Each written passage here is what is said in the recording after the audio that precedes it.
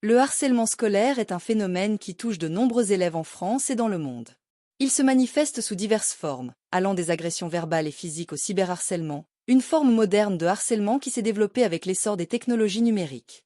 Malgré les efforts déployés par les institutions et les gouvernements pour enrayer ce fléau, les chiffres montrent que le harcèlement scolaire reste un problème persistant, impactant profondément la vie des jeunes.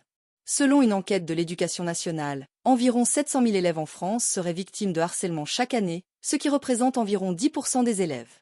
Cette réalité met en lumière l'urgence d'une action plus efficace et coordonnée pour protéger les enfants dans leur environnement scolaire. Cet épisode propose d'examiner l'état actuel du harcèlement scolaire en France, en passant en revue les mesures existantes, avant de proposer des pistes d'amélioration. Il s'agit d'une réflexion sur les moyens de mieux protéger les élèves contre ce type de violence, tout en sensibilisant les différents acteurs impliqués, des enseignants aux parents, en passant par les élèves eux-mêmes. Le harcèlement scolaire se caractérise par des comportements agressifs répétés à l'encontre d'un élève, de la part d'un ou plusieurs autres élèves. Il peut prendre diverses formes, verbales, insultes, moqueries, physiques, coups, bousculades, ou psychologiques, menaces, intimidations. À cela s'ajoute le cyberharcèlement, qui se déroule principalement sur les réseaux sociaux, par l'envoi de messages insultants ou menaçants, ou encore par la diffusion de rumeurs. En France, les données sur le harcèlement scolaire montrent une situation préoccupante. Selon les chiffres de l'enquête HBSC, Health Behavior in School-Aged Children, de 2020, environ un élève sur 10 serait victime de harcèlement régulier.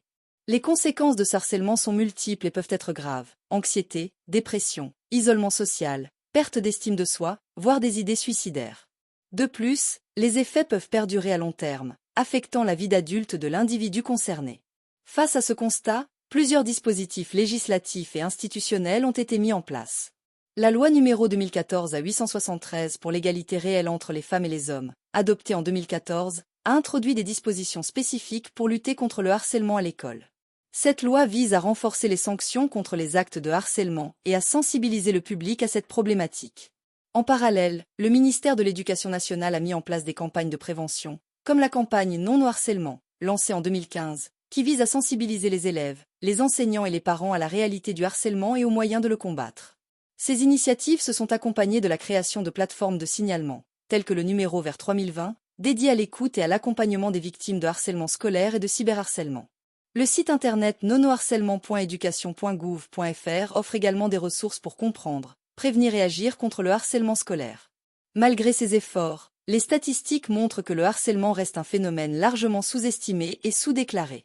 Les élèves victimes de harcèlement hésitent souvent à en parler, par crainte de représailles ou par peur de ne pas être pris au sérieux. De plus, les mesures en place ne semblent pas encore suffisantes pour enrayer le phénomène. Les mesures mises en place pour lutter contre le harcèlement scolaire en France sont nombreuses et variées. Elles s'articulent autour de 3 axes principaux: la prévention, la sensibilisation et l'intervention. Les campagnes de sensibilisation sont au cœur de la stratégie de prévention du harcèlement scolaire. Depuis plusieurs années, le ministère de l'Éducation nationale mène des campagnes régulières pour informer le public sur la gravité du harcèlement et les moyens de le prévenir. La campagne Non au harcèlement, par exemple, est largement diffusée dans les écoles et les médias. Elle utilise des affiches, des vidéos et des supports pédagogiques pour sensibiliser les élèves et les enseignants.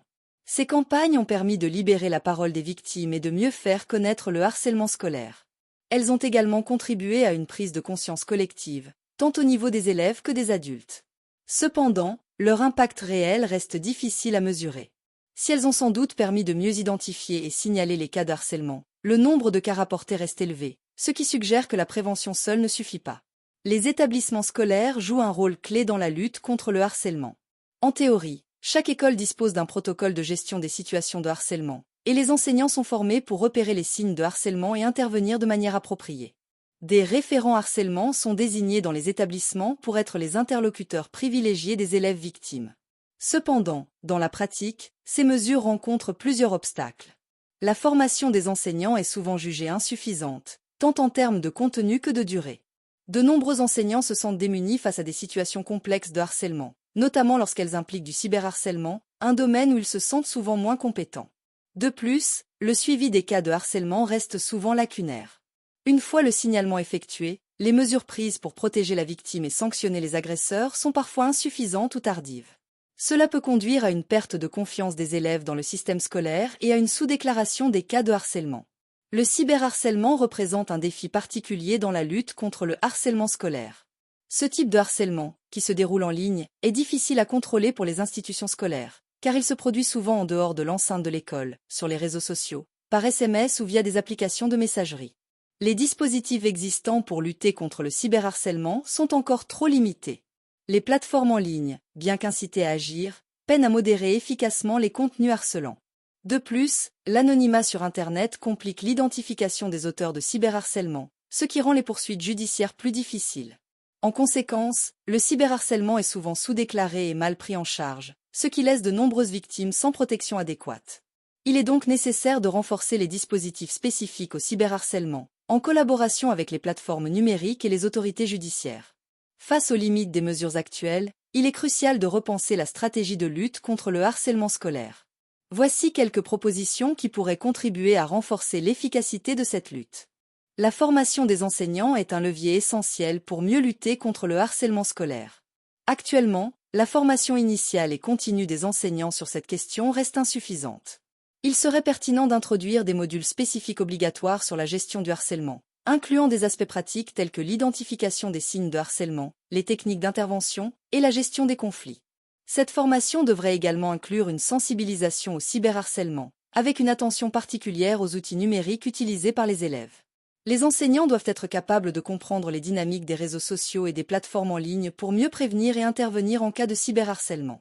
En outre, il pourrait être bénéfique de mettre en place des formations continues régulières pour permettre aux enseignants de se tenir à jour des nouvelles formes de harcèlement et des évolutions législatives en la matière. L'implication des élèves dans la lutte contre le harcèlement est essentielle. Des programmes de pairs médiateurs pourraient être développés dans les écoles, où des élèves formés interviennent pour résoudre les conflits entre camarades. Ces programmes ont déjà montré leur efficacité dans certaines écoles, en favorisant une culture de l'entraide et du respect mutuel. De plus, les parents jouent un rôle clé dans la prévention et la gestion du harcèlement. Il est donc nécessaire de renforcer leur sensibilisation et leur formation. Des ateliers réguliers pourraient être organisés dans les écoles pour informer les parents sur les signes de harcèlement, les moyens d'intervenir et les ressources disponibles. Cela permettrait de créer un partenariat plus étroit entre les familles et les établissements scolaires.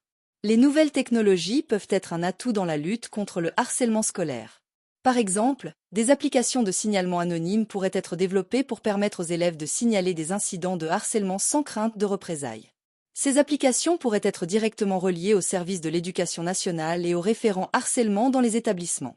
De plus, des plateformes d'entraide en ligne, modérées par des professionnels, pourraient offrir un soutien aux victimes de harcèlement. Ces plateformes pourraient également servir de lieu d'échange d'informations et de bonnes pratiques entre enseignants, parents et élèves. Enfin, les réseaux sociaux, qui sont souvent le théâtre de cyberharcèlement, doivent être impliqués dans cette lutte. Une collaboration plus étroite entre les plateformes numériques et les autorités est nécessaire pour développer des outils de modération plus efficaces et pour faciliter l'identification et la sanction des auteurs de cyberharcèlement.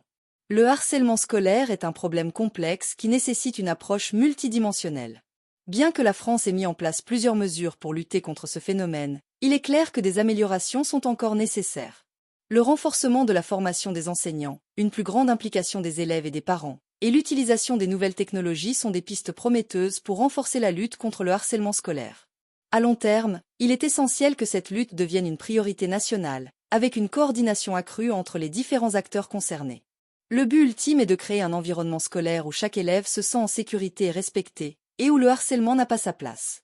Le harcèlement scolaire est un problème complexe qui nécessite une approche multidimensionnelle. Bien que la France ait mis en place plusieurs mesures pour lutter contre ce phénomène, il est clair que des améliorations sont encore nécessaires. Le renforcement de la formation des enseignants, une plus grande implication des élèves et des parents, et l'utilisation des nouvelles technologies sont des pistes prometteuses pour renforcer la lutte contre le harcèlement scolaire. À long terme, il est essentiel que cette lutte devienne une priorité nationale, avec une coordination accrue entre les différents acteurs concernés. Le but ultime est de créer un environnement scolaire où chaque élève se sent en sécurité et respecté, et où le harcèlement n'a pas sa place. Nous avons besoin de votre voix pour faire avancer ce débat important. Partagez cet épisode pour sensibiliser davantage de personnes à la question du harcèlement scolaire. N'hésitez pas à commenter ci-dessous pour partager vos idées et suggestions sur les mesures à mettre en place. Enfin, abonnez-vous pour rester informé des dernières actualités et analyses sur ce sujet crucial. Ensemble, faisons de l'école un lieu sûr pour tous les élèves.